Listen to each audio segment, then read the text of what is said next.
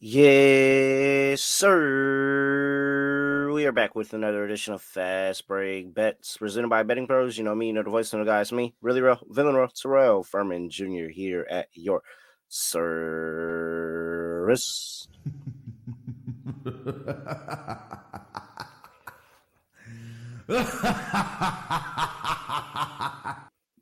All right, wasn't a good day.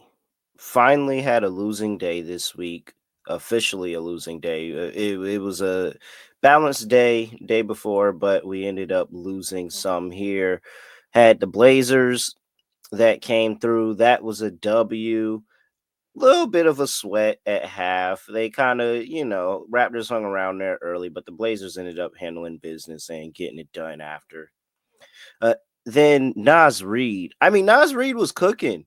And it was just at one point that they just stuck him in the corner. And every single play, he's just in the corner at the 3 point line, not doing anything, not getting active in the play. And then the one time, because I'm sitting here in the fourth quarter, I'm like, all right, we just need 2 points. Like, that's it. He's got 18 PRA, 2 points, and that puts us over, and we're good.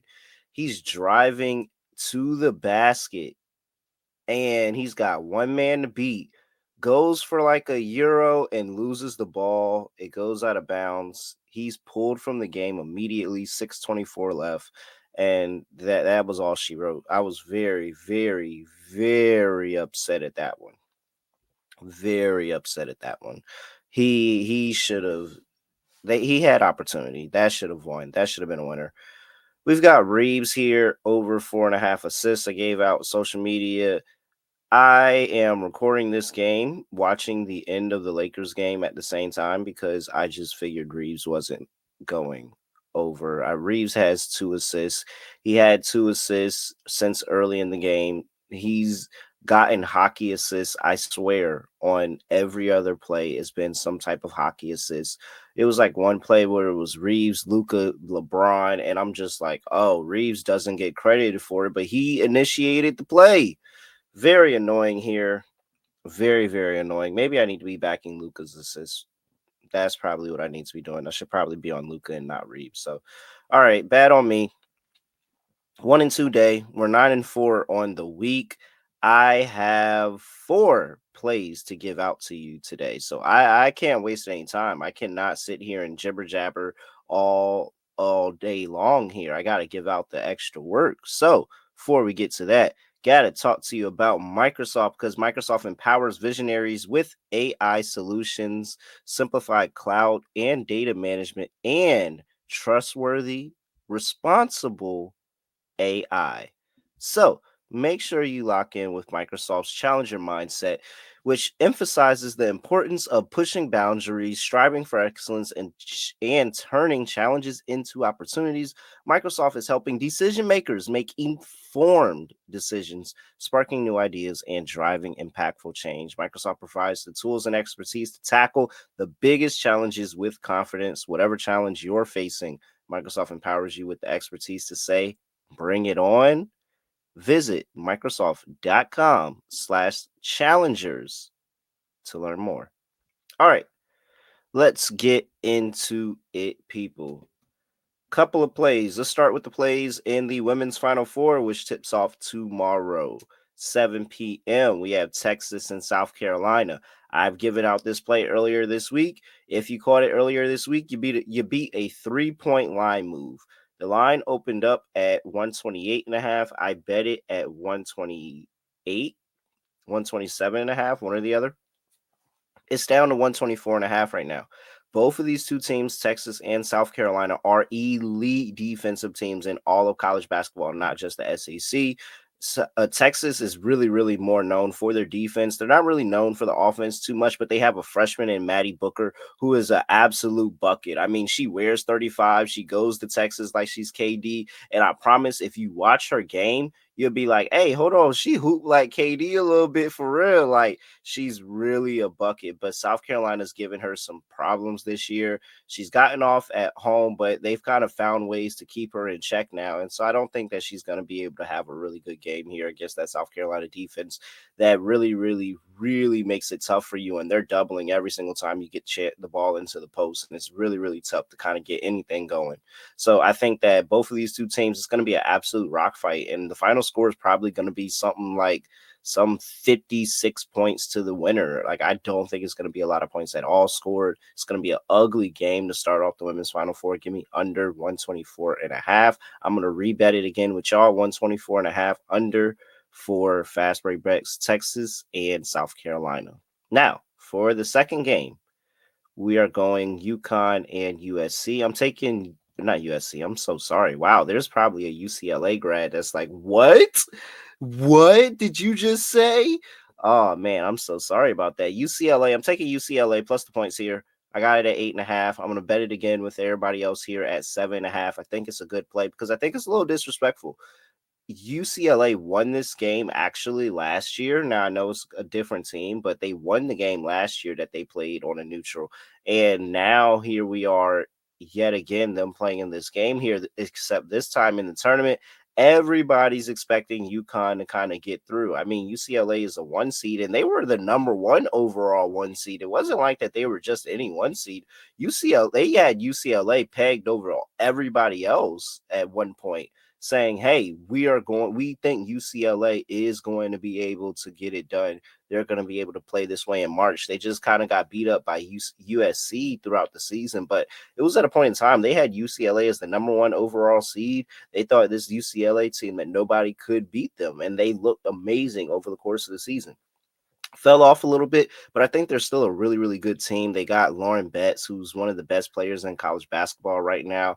And I just think that the battle between her and the freshman Sarah Strong is really going to be something I'm watching, because if Strong can keep Betts idle, then yes, I think that that UConn probably can run away with this one. But I think Lauren Betts is too dominant, and I think that it's going to be a really tough matchup for Sarah Strong inside. Lauren Betts is going to be able to go off. Kiki Rice had an amazing game last time out. I think she's going to have a good game in this one. So I think UCLA isn't going to win. I 100% feel very, very confident it's going to be South Carolina and UConn in the championship. However, I think UCLA does keep this close. Give me the points.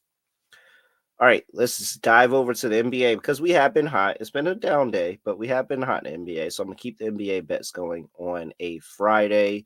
And play number 1 going over, because my favorite bet is this weekend. My favorite bet of the year is this weekend.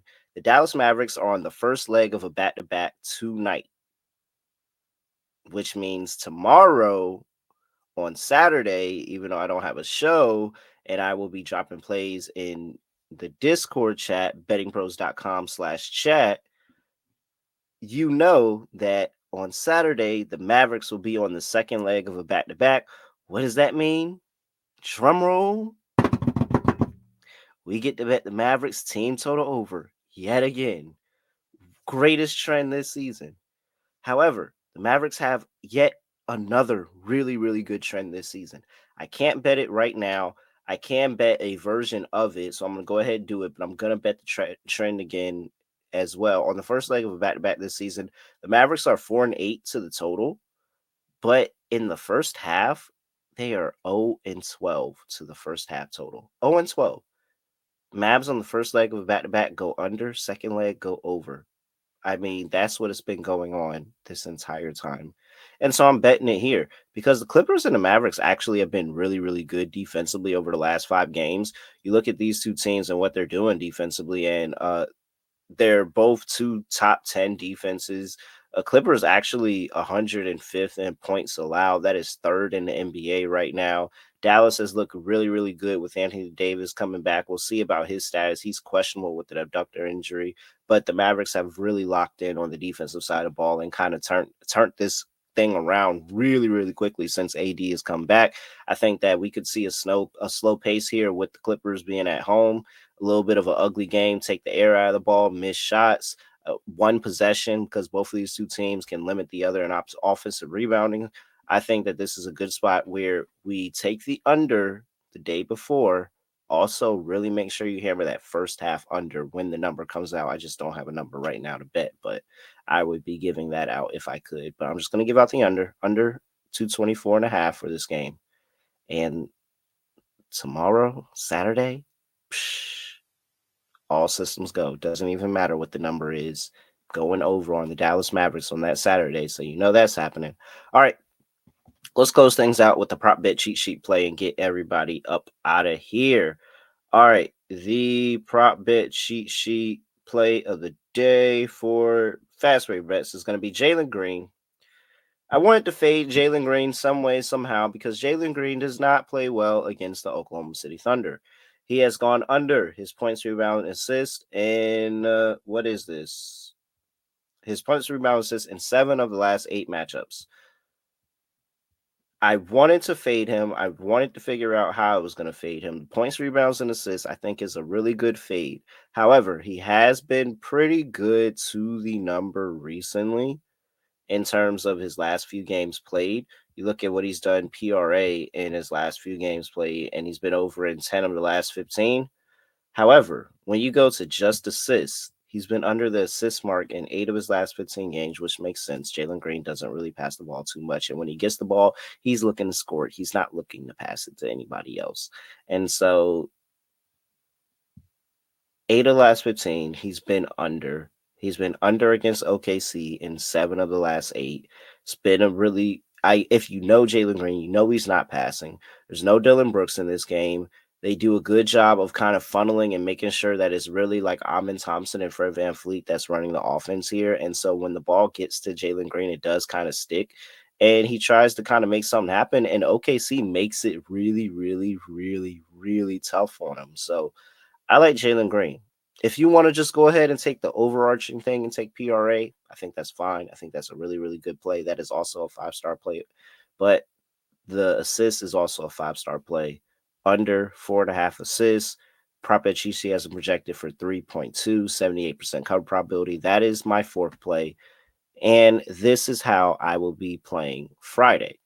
South Carolina, Texas team to go under 124.5. UCLA make it close plus 7.5.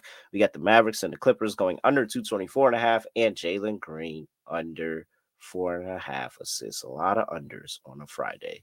At really real __ on X. Make sure you give me a follow at BettingPros on X and TikTok at BettingPros NFL on Instagram and YouTube.com/BettingPros, where you can remember get in for an entry to win a Robert Horry signed Lakers jersey. Subscribe to Betting Pros YouTube channel. Comment on any fast break bets video. Drop a like too, please. And you'll have the opportunity to win that jersey. With that, that is it. I have nothing else to say, nothing else to do. No other way of ending the podcast. Just going to like this. We are out of here.